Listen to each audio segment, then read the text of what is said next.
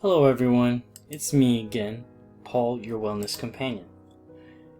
I'm back for my third episode on insights and ideas about introspection.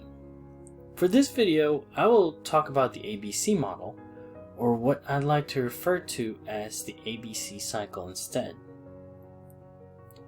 For those of you who are getting ready to learn how to drive, how do you feel? Does it make you feel nervous or anxious? If you are about to go on a trip outside the country or out of state for the first time, what are you feeling?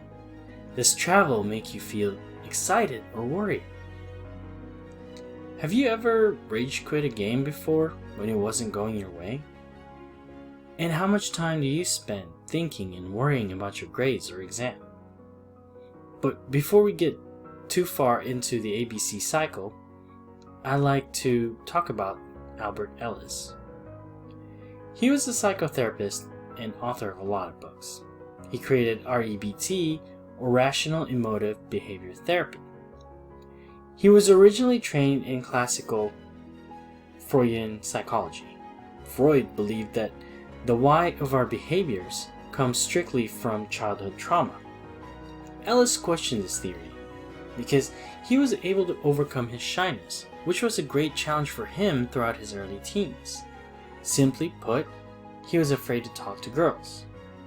When he was 19, he forced himself to talk to every woman at a park bench for a month. And after talking to 130 women, he got one date. But the biggest realization was that he could do it without fear. He overcame his shyness on his own. And that's without classic Freudian psychoanalysis. When creating REBT, he based his methods from Stoics like Marcus Aurelius and Epictetus. Stoic philosophers were known for rationalizing their emotions or rational thinking. The ABC model is the self-help, self-care version of this therapy. Classic Freudian psychoanalysis focuses on the unconscious part of the mind and how it affects our behavior. It digs deep into repressed emotions brought on by negative childhood experiences. But it was incomplete. Because what if there was no childhood trauma? What if the person's childhood was relatively normal? What if the experiences came later in life? But the bigger question is, what if we are aware of the source of our feelings? Then maybe we can turn this into this. So let's start with an example. Let's say you're 14 and you encounter a life-changing event. Your mom got promoted, but the family needs to move from Milwaukee to San Diego. And it's also the middle of the school year. What do you think you know or believe about moving? What do you feel about moving? How about moving to a different state? Your mind can go through numerous scenarios and beliefs about moving. But what becomes an issue is when you paralyze yourself with your beliefs that you can't move forward at all. So with all these thoughts going through and this chaos, what part can you control? Enter ABC. A stands for activating event, B is your belief, and C are the consequences. So in this scenario, the activating event is the move. It's not alive. It is not something that's aware and specifically chose you. And I make this point because there are also times when we are prone to pointing fingers or blaming events that caused us to feel a certain way. How you perceive this event through the lens of your beliefs, values, and principles dictates the consequence or circumstances of your reaction and behavior. What you can control is what you believe to be the truth, what you value as important, and what you consider as affected principles.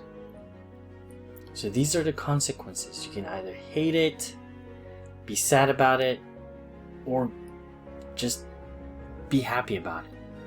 And remember what I said about values in the second episode? They can change. You might believe that this move is wrong because you value safety in a familiar environment. But what is also stopping you from believing that this move can be good if you consider other possibilities as well? So many professionals refer to this model as the ABC model. I like to refer to this as a cycle. Because if we are unaware of our own beliefs or unable to change what we believe about an activating event, then it becomes a confirmation bias. We get stuck in this rut of perceiving similar activating events with the same lens. And eventually, we condition ourselves to keep believing that this event is bad. So therefore, all other similar events are bad. This is how we become stagnant. Dr. Ellis feared conversations with women, but he unshackled himself from this fear by analyzing his own beliefs and disengaging himself from what he felt was irrational. We can approach different activating events with the same mindset of believing that we can change our own beliefs. So one of the best tips that I learned from my numerous experiences of failing, improving, and eventually succeeding is to write and brainstorm everything I think I know or should know about this event, or any event. It's a method of releasing the chaos from my head and onto the paper where they're stuck. When you disengage from self-defeating beliefs and cultivate other beliefs, you'll notice that you won't get so anxious or irritable so easily. You'll notice improvement in your health, well-being, and relationships. You also empower yourself by opening more options and having different outlooks. When you get stuck on a singular belief, that belief has monopoly over how you feel next. But each additional belief, though, creates additional possible scenarios to think about, including positive or productive ones. So consequences will be productive or positive. Let's try another scenario. The activating event is driver's ed. By believing and giving yourself permission to make a mistake or mistakes, you can own them and find ways to correct them. And one consequence may be that you figure out what you did wrong and remember to do it correctly on your next try. On the opposite, a self-defeating mantra will spiral your emotions and thoughts into even more defeatist mentality. I messed up. I'm never going to figure this out. And one consequence may drive you, pun intended, into thinking the worst about yourself. That amount of mental and emotional pressure will take away the space you need to learn instead. Before I finish up, please understand that I'm not distinguishing sadness, anger, nervousness, or other similar emotions as bad. Any emotion you feel is a valid emotion. What the ABC cycle lesson is about is, first, events happen in our lives that we do not have control over.